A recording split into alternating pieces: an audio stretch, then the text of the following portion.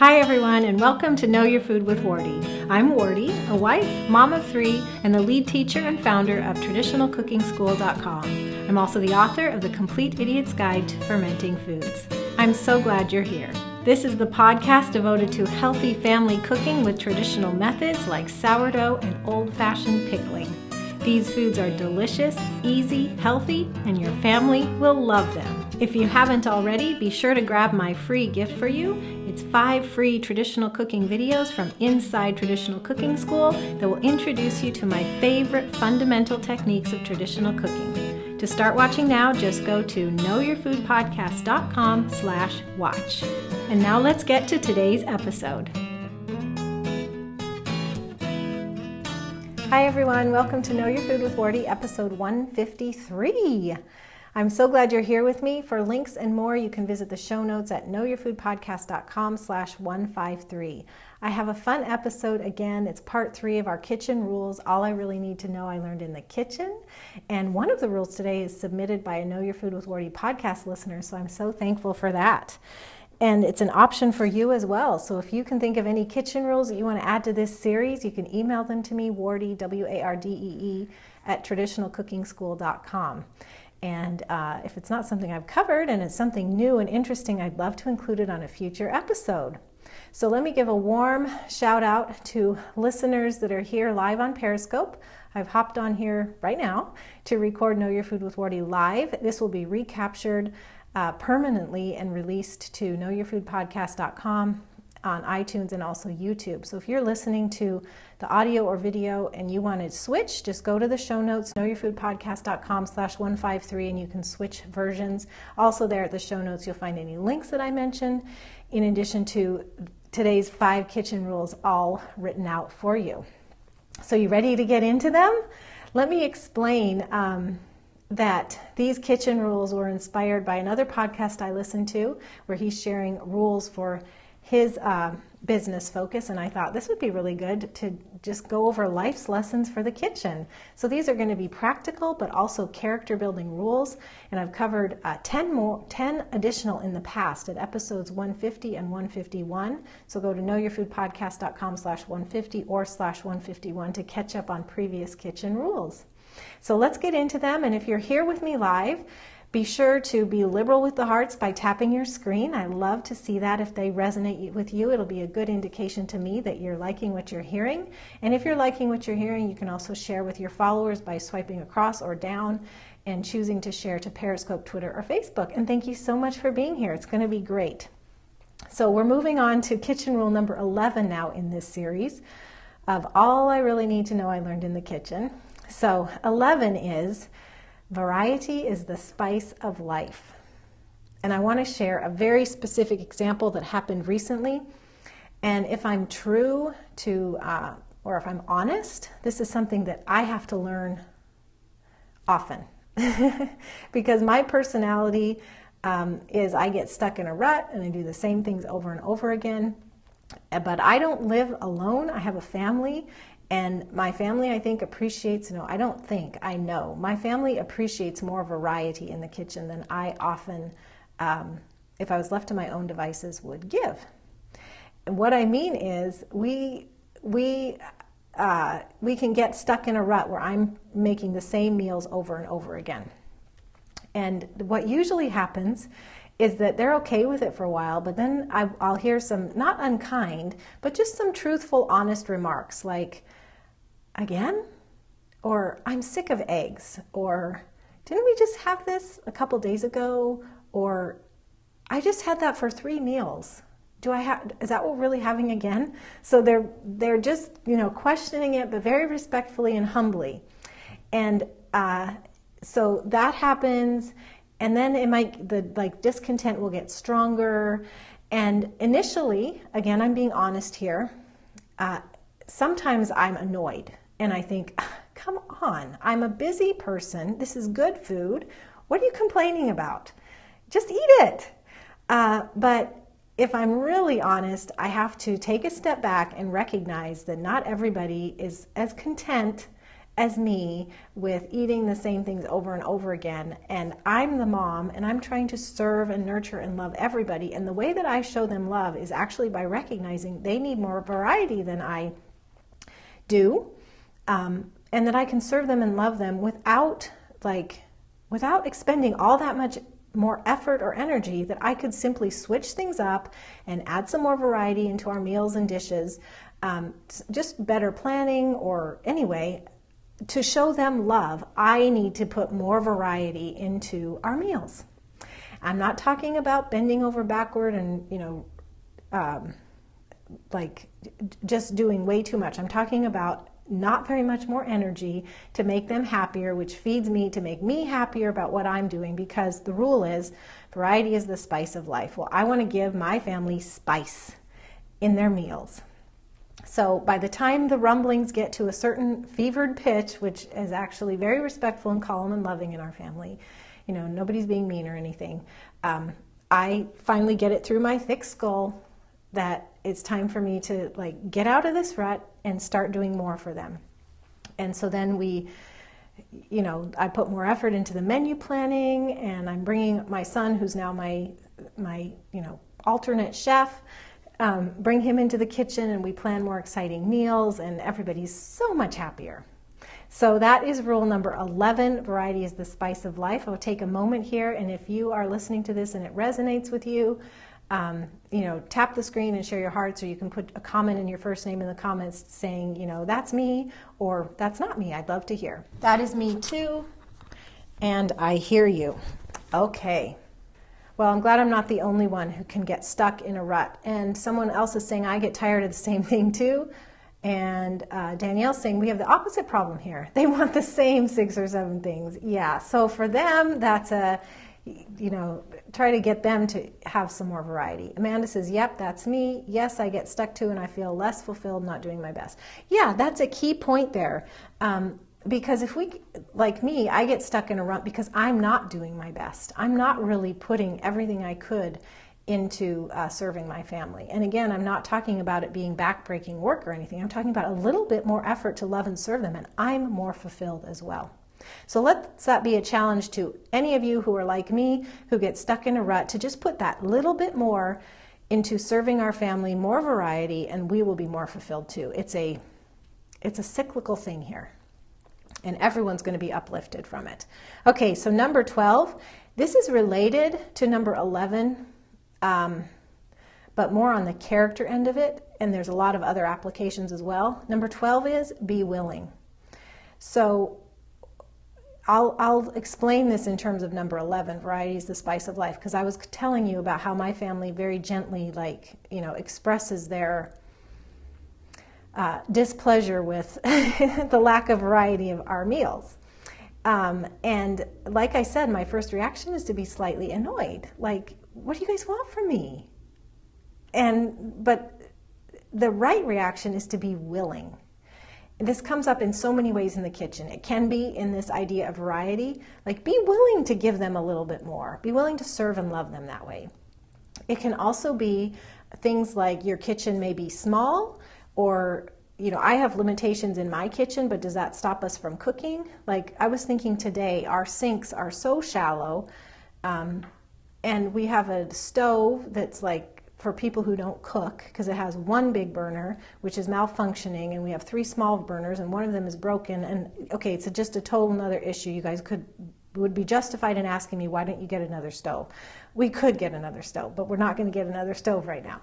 So anyway, the thing is, you could throw your hands up and say fine, and be annoyed at the person who's asking you to go out on a limb or do something extra, or you could be stuck in a small kitchen or with unideal circumstances, and you could throw your hands up and say there's nothing I can do about it and go your own way, or you could be willing to change and do what you can.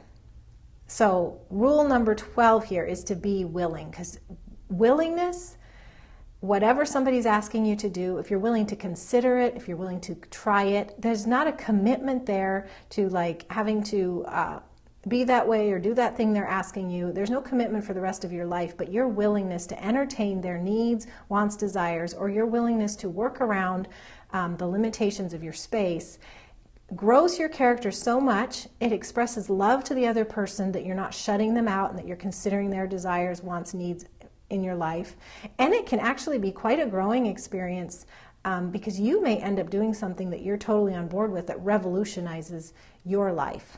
I know that's how I feel, because this is a battle I face. I told you I can get annoyed with my family when they're unhappy with the meals. Well, I'm a status quo person, and so if you're constantly telling me about new things to try or do, my gut reaction is no, I'm fine. I'm content. I don't want anything to change. But what I've learned is I have other people in the family who want to try new things, and it's good for our relationship for me to be willing for their sake, but it's also good for me to be willing because I'm not stuck, and I grow and change, and we all benefit from that. So that is rule number 12, to be willing. If you have something in your life that's constantly poking at you or bugging you, or there's somebody who's constantly bringing up new ideas for you, just consider being willing instead of closing the door on that. In the comments, Lisa's saying good stuff. I'm glad to hear that. Thank you so much, Lisa. All right, number 13, you get what you pay for. I know you guys have heard this.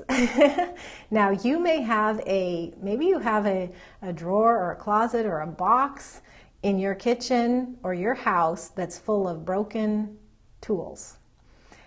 And I have it, okay? And I'm guilty of this. So I may be, at the hardware store or the grocery store, or a kitchen appliance store, and I'm thinking, I really need this tool, but I don't want to spend $50, but look, this one's $10.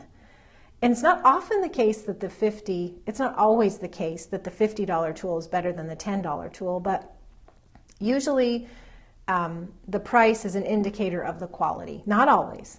So you do need to do your research. But you've got to be willing to pay a little bit more, because you could be replacing that $10 tool every couple months, or you could buy the $50 tool and it'll serve you for the rest of your life. Let's see. Pastry cutter has been that way for me. Can opener has been that way for me. And probably other things that I don't remember. So I have to tell myself this when I'm looking for something new, a tool that we need, and I'm looking just on price. I have to make myself step back and say, don't make this decision on price. Make it on quality, and then determine whether or not you can spend that money right now. Because you choose the best one, and if you have to wait a little bit, like in the comments, somebody's saying buy it only once. If you have to wait a little bit to save up the money to buy it only once, you're going to be way better off than if you buy it 5 times and it breaks every time. See what I mean? So you get what you pay for. This is also the case with our time or energy. Like if you want to learn a new skill and you don't want to invest the time or energy is currency, just like the dollars that are in your bank account or in your wallet. So you're going to get out of it what you put into it. So if you're not willing to spend the time or the energy, then what comes back to you? Well, you're going to get what you pay for. Your results may not be as good.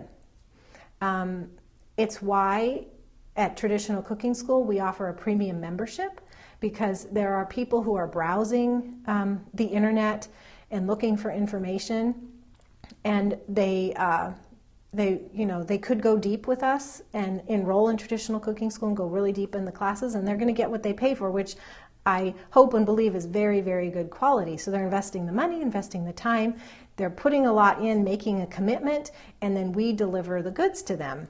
And that's different, and I've been there myself, where you're browsing the internet for free information and you get conflicting information, you don't quite have the direction you need, and you may have more failures than you would otherwise if you were choosing a tried and true system and going with that. So this principle, it has to do with education, it has to do with your tools, it has to do with your relationships. You get what you pay for. So you're spending money, time, or energy, maybe even other forms of currency on whatever you're pursuing. So give it 100%, or be willing to pay a little bit more so that your results are better. The hearts are flowing, so I think you guys are resonating with this, and I'm seeing in the comments, yes, me too, yes, me too. So I'm glad to see that. Number 14, this is submitted by a listener. So I want to thank Nancy C. for this rule. Rule number 14, don't quit. Here's what Nancy C. wrote. I just finished listening to the Ken Kitchen Rules and wow, did they resonate. So she's referring to episodes 150 and 151. Such good thoughts. Recently, one thought I've been reminding myself of is don't quit. The Lord gave me a verse for the year, Luke 18:1, that men ought always to pray and not to faint. That's been an encouragement in so many areas of my life this year, but especially so in the kitchen. When what I've worked hard to prepare is received well, or I feel isn't received well, or I feel my effort has been unappreciated or dismissed, or I've been so busy trying to multitask that I've messed up recipes and forgotten to add ingredients, like the baking soda I remembered I'd forgotten to add as the muffins were just put in the oven. We've all been there, right? We've done all these things. Sometimes I just need to pray, make sure I'm doing what the Lord wants me to do, count the trials as schooling, and simply go forward and not let the discouragement make me quit. I'm trusting that keeping on in the right way will pay off eventually. Sorry, this was longer than I meant. Thank you for all you do, Nancy C. Well, Nancy, no need to apologize. I read every word of that because I thought it was just as long as it should be. I loved all your examples. When what you've worked hard to prepare isn't received well, when your efforts are unappreciated or dismissed, or you're so busy trying to multitask, just doing way too much that you make mistakes, in all those situations, we can throw our hands up and say, it's not worth it. I'm quitting. I can't succeed. I'm a loser. We all know the self-dialogue we do in those situations where we feel like, what's the point? There's no way I could succeed with this. Or what's the point? I'm going to work, and nobody's going to appreciate me. Well, there's a bigger point, and that's what Nancy is pointing out here, is that trust in it and keep on it, because there are rewards, maybe intangible rewards with your character or your perseverance. Maybe that's what God wants to teach you. Maybe your family members that are disgruntled are always going to be disgruntled, negative family members, but that doesn't mean you have to quit. They can quit, that's their choice. You don't need to quit, so keep on. So Nancy, don't quit. I love that. That is rule number 14. And in the comments right now, I'm seeing amens, and I need to hear that. So Nancy, thank you so much for sharing.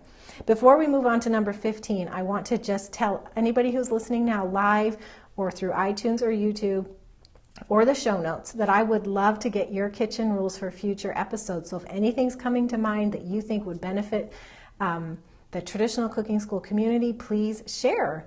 You can leave it in the comments, or you can email it to me, Wardee, W-A-R-D-E-E, @traditionalcookingschool.com. And if it's something we haven't covered yet, I would love to include it in a future episode.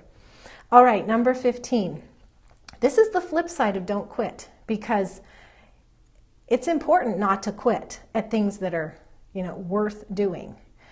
But there's a flip side to that. And I don't want to negate number 14, but I think I just want to point out that we still have to be wise about what we don't quit. Okay, we have to be discerning about where we spend our time and what we keep pushing at.